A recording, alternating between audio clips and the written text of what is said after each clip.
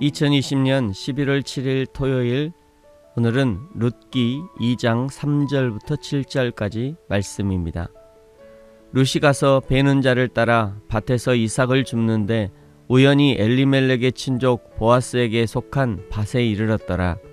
마침 보아스가 베들레헴에서부터 와서 베는 자들에게 이르되 여호와께서 너희와 함께 하시기를 원하노라 하니 그들이 대답하되 여호와께서 당신에게 복 주시기를 원하나이다 하니라.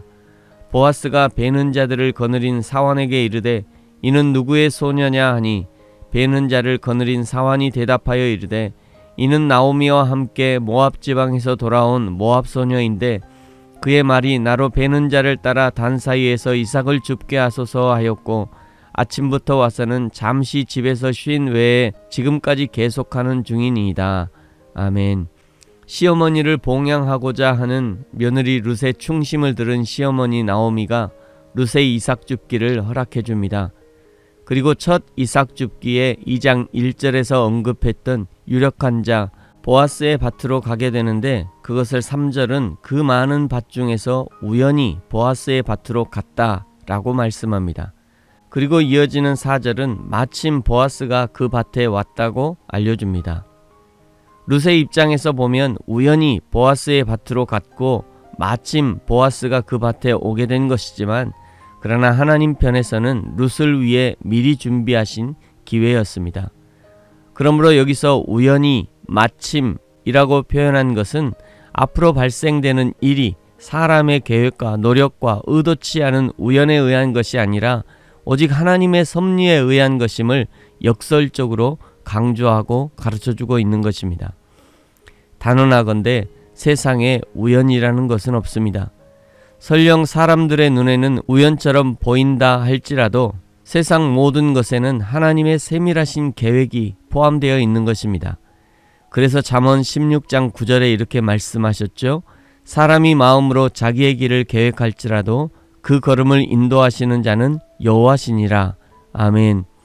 또 한 가지 기억해야 할 것은 하나님의 놀라운 섭리와 계획은 특별한 시간과 특정한 장소에서만 발견되어지는 것이 아닌 현재 우리가 살아가고 있는 삶의 그 익숙한 현장에서 하나님의 뜻이 발견되어진다는 것입니다. 모세는 평소의 습관을 따라 장인의 양무리를 치러 가는 그 길에서 불타는 떨기나무를 보았습니다. 수십 년간 날마다 지나다녔던 그 길목, 그 익숙한 삶의 현장에서 하나님의 역사를 경험했다는 것이죠.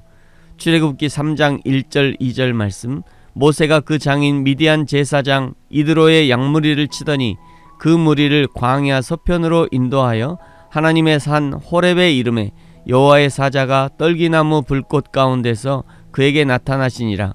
그가 보니 떨기나무에 불이 붙었으나 사라지지 아니한지라. 아멘.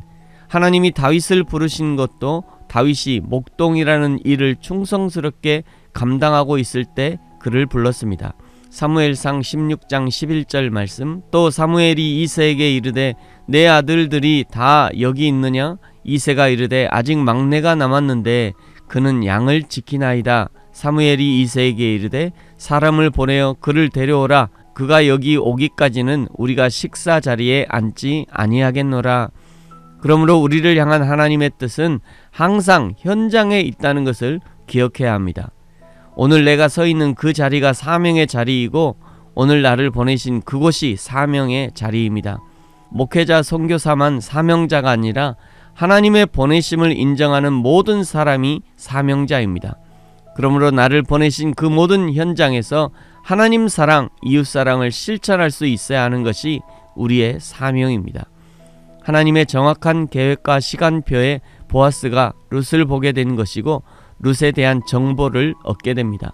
6절에 그가 나오미와 함께 모압 지방에서 돌아온 모압의 소녀인데 7절 아침부터서 지금까지 잠시 집에서 쉰 외에 지금까지 계속하고 있습니다. 룻의 성실함이 보아스에게 전달된 것입니다. 믿음은 성실함입니다. 양치기 다윗이 얼마나 성실하게 양치기의 사명을 감당했는지 다윗의 고백을 들어보십시오. 사무엘상 17장 34절 35절 다윗이 사울에게 이르되 주의 종이 아버지의 양을 지킬 때에 사자나 곰이 와서 양떼에게서 새끼를 물어가면 내가 따라가서 그것을 치고 그 입에서 새끼를 건져내었고 그것이 일어나 나를 해하고자 하면 내가 그 수염을 잡고 그들을 쳐 죽였나이다. 보아스의 눈에 룻이 보여진 이유는 룻의 성실함 때문입니다.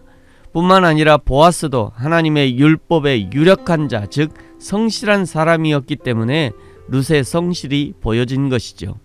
사랑하는 성도 여러분, 저와 여러분도 하나님 앞에서 성실한 믿음의 사람이 되시기를 축복합니다. 성경은 우리 하나님의 성실을 졸지도 주무시지도 않는다는 말로 표현합니다. 그 하나님의 성실하심이 오늘 우리에게 구원의 은혜를 공급하시는 것입니다.